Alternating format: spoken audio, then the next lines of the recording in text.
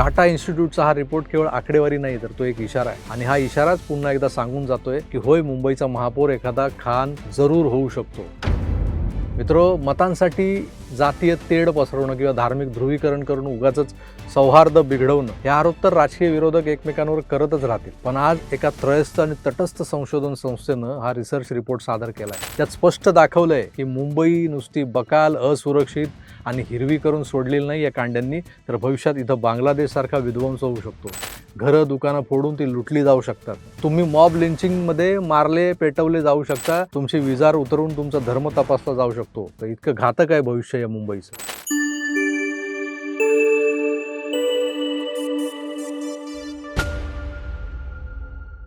भारतातलाच नव्हे तर जगातला सर्वात मोठा राजकीय पक्ष म्हणवला जाणारा भारतीय जनता पक्ष आणि या भारतीय जनता पक्षाचा मुंबई शहराचा अध्यक्ष अमित साटम हा माणूस वन फाईन मॉर्निंग उठतो आणि बोलू लागतो की मराठमोळ्या महाराष्ट्राची राजधानी असलेलं मुंबई नावाचं जे शहर आहे, जर का एका विशिष्ट राजकीय घराण्याच्या वारसदारांच्या ताब्यात गेलं तर या शहराचा महापौर हा एखादा खान होऊ शकेल.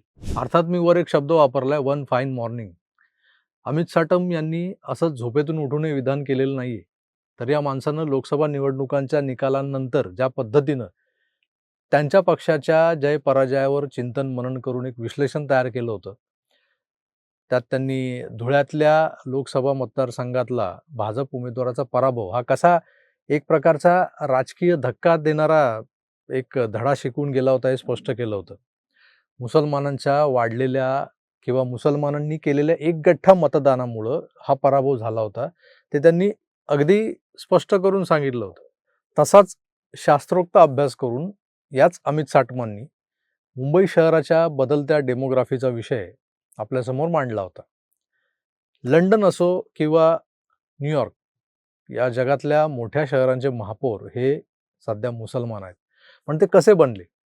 त्यामागची मोडस ऑपरेंडी काय? याचा कधी आपण विचार केलाय का? न्यूयॉर्कचा नवनिर्वाचित मेयर जोहरान ममदानी हा आपल्या मीरा नायरचा पोरगा आहे. ती फिल्म डायरेक्टर मीरा नायर, तिचा मुलगा आहे. किंवा भारतीय वंशाचा आहे, यावर खुश झालो आपण, नाही का? असंख्य लोक आपण पाहिलेत खुश होणारे. पण हा ममदानी तिकडे अमेरिकन वंशाच्या नागरिकांच्या मतांवर जिंकलेलं नाहीये अमेरिकेत राहून. तर ज्या मुसलमान घुसखोरांनी भरमसाठ मतांची वोट बँक जागोजागी निर्माण करून ठेवली आहे, त्यावर मुसलमान आज जे काही युरोप गिळायला निघालेत, त्या वोट बँकेच्या जोरावर हे लोक जिंकलेले आहेत. ममदानीनं जाहीर सभेत चौकाचौकात अमेरिकन्सकडून मतं मागितली, पण तो जिंकलाय. ती मतं मात्र त्याला मशिदीतल्या भाषणानंतर पडलेली आहेत. The pressure, no matter the attacks, I will not move on those principles. And I tell you, brothers and sisters of this masjid, that we have an opportunity starting tomorrow for early voting until election day on June 24th, an opportunity to show that New Yorkers want that consistency. They want those principles. They want a belief in humanity. And alhamdulillah, in this city we have 1 million Muslims. 200,000 of us are registered as Democrats. But in the last election, only 7% of us voted. Now, I will not judge anyone in our community because often it feels like there's not much to vote for. But this year we have an opportunity. We have an opportunity. And I can tell you, I began this race at 1%, and today I am just 2% away from Andrew Cuomo. 2% away from City Hall.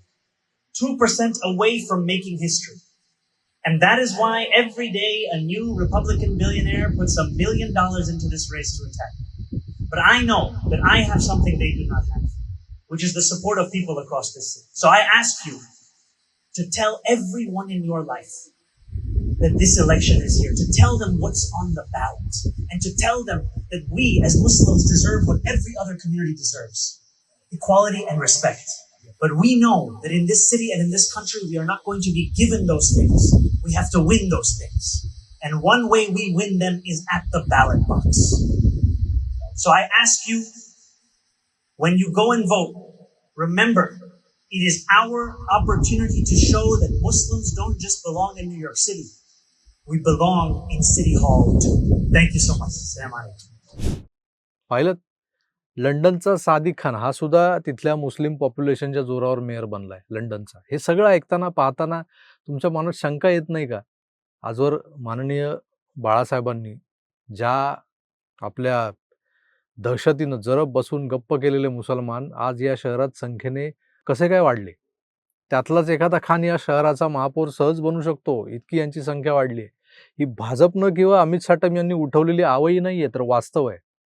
आता या वास्तवाला पुरावा काय, असं तुम्ही विचाराल. मित्रो, स्वप्नांची नगरी वगैरे म्हणवलं जाणाऱ्या मुंबईत सध्या एक मोठी लोकसंख्याशास्त्रीय उलथापालथ म्हणजे डेमोग्राफिक चेंजेस होत असल्याचा दावा केला जातोय. नुकत्याच समोर आलेल्या टाटा इन्स्टिट्यूट ऑफ सोशल सायन्सेसच्या एका रिपोर्टनं सर्वांचं लक्ष वेधून घेतलेलं आहे. काय आहे या रिपोर्टमध्ये? मुंबईची लोकसंख्या खरोखरच बदलते आहे का? आणि या बदलामध्ये घुसखोरीचा किती मोठा वाटा आहे? हेच आपण आज जाणून घेणार आहोत. टीसच्या या रिपोर्टमधल्या आकडेवारीवर एक नजर टाकली तर एक धक्कादायक चित्र समोर येतं. शहरातलं मुस्लिमांचं प्रमाण कसं वाढत गेलं हे पहा. 1961 मध्ये मुंबईत मुस्लिम लोकसंख्या साधारण 8% होती. 2011 पर्यंत हा आकडा वाढून 21% पोहोचलाय. भविष्यातही जर या विशिष्ट जमातीच्या लोकसंख्या वाढीची हीच गती कायम राहिली, हाच दर कायम राहिला, तर 2051 पर्यंत मुंबईची 30 ते 35% लोकसंख्या ही फक्त या एका विशिष्ट समुदायाची असेल, अर्थात मुसलमानांची असेल. पण सेम टाइम या शहरातल्या हिंदूंची जी काही संख्या आहे ती कमालीची घटत चालली आहे. हे देखील आपण समजून घेतलं तर खरा धोका लक्षात येईल तुमच्या. कारण प्रश्न फक्त लोकसंख्या वाढीचा नाही तर ती वाढ कशी होते याचा आहे आणि त्याच्याबरोबरच हिंदूंची वाढ कशी घटत चालली आहे हा देखील आहे. टाटा इन्स्टिट्यूटच्या रिपोर्टनुसार मुंबईत बांगलादेशी आणि रोहिंग्या घुसखोरांचे प्रमाण वाढत चाललेलं आहे. हे लोक इथं केवळ येत नाहीत, तर इथल्या व्यवस्थेचा भाग बनतायत. धक्कादायक म्हणजे काही स्थानिक लोक स्वतःच्या फायद्यासाठी या घुसखोरांना मदत करतायत. त्यांचे बनावट आधार कार्ड बनवून देणं असो किंवा त्यांना झोपडपट्ट्यांमध्ये आश्रय देणं असो, असे प्रकार सर्रास सुरू आहेत. आंधळं दळतंय आणि कुत्रं पीठ खातंय, असाच काहीसा जो काही प्रकार आहे तो आपल्या शहरात, आपल्या राज्यात, आपल्या देशात चाललेला आहे. मोदींनी दहशतवाद रोखण्यासाठी, काळा पैसा नष्ट करण्यासाठी नोटबंदीचा जालीम उपाय केला. त्यावर आपण अनेकदा बोललोय. आर्थिक व्यवहारांचं डिजिटलायझेशन केलं. त्याचा नेमका काय फायदा झाला? तर देशांतर्गत आणि देशाबाहेर विविध मार्गाने पाठवल्या जाणाऱ्या पैशांचे डिजिटल ट्रेस सापडलेत. मुंबईत काम करणाऱ्या मजूर वर्गाकडून दरमहा किंवा दर 1-2 महिन्यांनी, 3 महिन्यांनी एक मोठी रक्कम डिजिटली बांगलादेशला ट्रान्सफर केली जाते, पाठवली जाते. घुसखोरी ज्याला म्हणतात त्याचा परिणाम केवळ लोकसंख्येवर झालेला नाहीये, तर अर्थव्यवस्थेवरही होताना दिसतोय. रिपोर्टचा जो दावा आहे तो समजून घेतला पाहिजे. हे घुसखोर मुंबईत कष्ट करून जे पैसे कमावतात, काम करून जे पैसे कमावतात, त्याचा एक मोठा हिस्सा अनधिकृत, अधिकृत अशा दोन्ही मार्गांनी बांगलादेशात पाठवला जातोय. त्यामुळे देशाचा पैसा बाहेर जातोच आहे, पण त्यामुळे स्थानिक संसाधनांवर ताण पडतोय. भारत गरीब होत चाललाय. मुंबईत सामान्य मराठी माणूस घर विकत घेऊ शकत नाही. साधं घर भाडंही एवढं प्रचंड महाग आहे, ते आमच्या चाकरमान्याला परवडत नाही. मग तो जातो वसई विरार, नालासोपाऱ्याला. पण हे बंगाली मुसलमान, हे रोहिंगे, हे बांगलादेशी मात्र हार्ट ऑफ द सिटी म्हणवल्या जाणाऱ्या बँड्रा, अंधेरी, जुहू भागात राहू शकतात. भलेही झोपडपट्ट्यांमध्ये, चाळींमध्ये राहतात, पण राहू शकतात. ते मध्यवर्ती मुंबईत राहतायत. उच्चभ्रू लोकांच्या वस्तीला लागून वस्ती आहे, तिथे राहतात. ते लोक पडेल ती कामं करतात. यांच्या बायका घरकाम करतात. घरकाम, धुणी-भांडी इथवर ठीक आहे, पण यांच्या बायका मुंबईत आणि मुंबईलगतच्या शहरांमधल्या वेश्या व्यवसायात जास्त प्रमाणात आहेत. हे लक्षात घ्या. पैसा कसा मुबलक आणि विनासहायच यांच्याकडे वळतोय ते बघा. जुहू, पार्ले, अंधेरी किंवा बँड्रा इथं साधा एक खिळा भिंतीवर ठोकून हवा असेल ना, तर किंवा एखादा साधा बल्ब उडालाय, तो बल्ब बदलून द्यायचा असेल, वायरला वायर जोडायची असेल, वरून टेप लावायची असेल, इन्सुलेशन टेप, तर किमान ₹100 चार्ज केले जातात. मी कमीच सांगितलेत. आणि सुतारापासून हमालापर्यंत, ओला उबेरपासून अर्बन क्लॅबच्या सफाईवाल्यापर्यंत सगळीकडे हे बांगलादेशी घुसलेले आहेत. का नाही हो यांच्याकडे पैसा येणार? का नाही यांना परवडणार जुहूमध्ये राहणं, अंधेरीत राहणं, पार्ल्यात राहणं? आपण राहतोय वसई विरार. मराठी माणसाला इथं मीठ भाकरी खाता येईल एवढा दाणा कमवणं कठीण होऊन बसलंय. पण हे मात्र गब्बर झालेत. तुलनेनं गब्बर झालेत. आता हे केलं कोणी?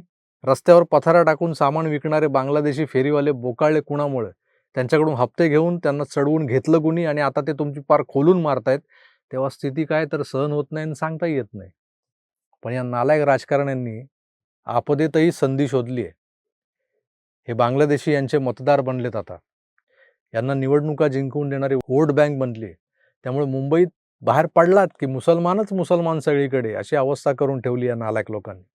प्लंबर कांड्या, सुतार कांड्या, पडदेवाला, सोफेवाला, कलरवाला सगळेच कांडे. रात्री अपरात्री लांबवरून कुठे घरी यायला परतायला तुम्ही निघालात, ओला उबेर केली, तर ड्रायव्हरचं नाव येतं उस्मान कुरेशी, सलीम अहमद, अरबाज खान. आणि ही नाव पाहून कॅन्सल केली तुम्ही गाडी, कॅब कॅन्सल केली. आणि किती वेळा करणार हो तुम्ही? दुसऱ्या कॅबचा ड्रायव्हर आधीचा सलीम होता, तर हा जावेद निघतो. जावेदला कॅन्सल केला तर कोणतरी उस्मान बाटलीवाला निघतो. अगदी सापडलाच कोणी हिंदू तर तोही पांडे, दुबे, तिवारी. शेळके, शिंदे, सूर्यवंशी नाही सापडत. तर डोक्यावर हात मारून पुढे निघायचं. आणखी काय करणार आपण, नाही का? निवडणुकीच्या तोंडावर हा रिपोर्ट प्रसिद्ध झाला आहे, हे नशीब. आणि यावरून आता राजकीय वातावरणही तापायला हवं खरं तर. आणि ह्या तापातापीमध्ये प्रश्न उपस्थित केला गेला पाहिजे की इतक्या वर्षापासून प्रशासनानं याकडे दुर्लक्ष का केलं?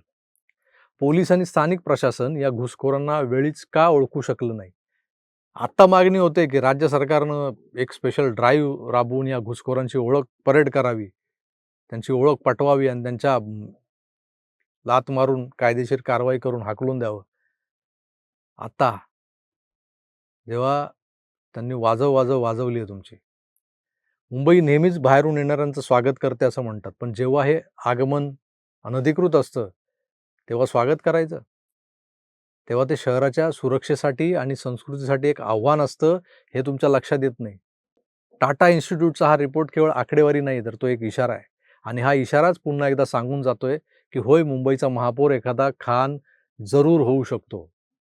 मित्रो, मतांसाठी जातीय तेढ पसरवणं किंवा धार्मिक ध्रुवीकरण करून उगाचच सौहार्द बिघडवणं, हे आरोप तर राजकीय विरोधक एकमेकांवर करतच राहतील. पण आज एका त्रयस्थ आणि तटस्थ संशोधन संस्थेनं हा रिसर्च रिपोर्ट सादर केलाय.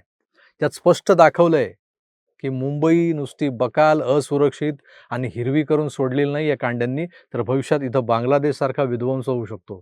घरं, दुकानं फोडून ती लुटली जाऊ शकतात. तुम्ही मॉब लिंचिंगमध्ये मारले, पेटवले जाऊ शकता. तुमची विजार उतरवून तुमचा धर्म तपासला जाऊ शकतो. फुल तिकीट आहे की हाफ तिकीट आहे बघितलं जाऊ शकतं. इतकं घातक आहे भविष्य या मुंबईचं. तेव्हा त्या अमित साटम नावाच्या माणसाला काय वेड लागलेलं नाहीये की तो दिवसा ढवळ्या स्वच्छ सूर्यप्रकाशात आणि पूर्ण होशोहवासमध्ये कंठशोष करून सांगतोय की बाबांनो सांभाळा, रात्र वैराची आहे. या शहराचा महापौर खरंच एखादा खान होऊ शकतो. मित्रो, तुम्हाला काय वाटतं, मुंबईची ही बदलती डेमोग्राफी शहराच्या भविष्यासाठी खरंच घातक ठरेल? या शहराचा विकास जेवढा वेगानं होतोय, प्रगती होते, तेवढ्याच वेगानं या शहरावर घुसखोरांचे हिरवे लोंढे आढळतायत, जे भविष्यात तुम्हालाही संपवून टाकतील. काय वाटतं? तुमच्या प्रतिक्रिया कमेंट्समध्ये नक्की कळवा. मी तुर्तास इथेच थांबतो. पुन्हा भेटूच, तोवर आपली काळजी घ्या आणि पाहत राहा तुमचं आवडतं यूट्यूब चॅनल आकार एडजी 9. धन्यवाद. नमस्कार.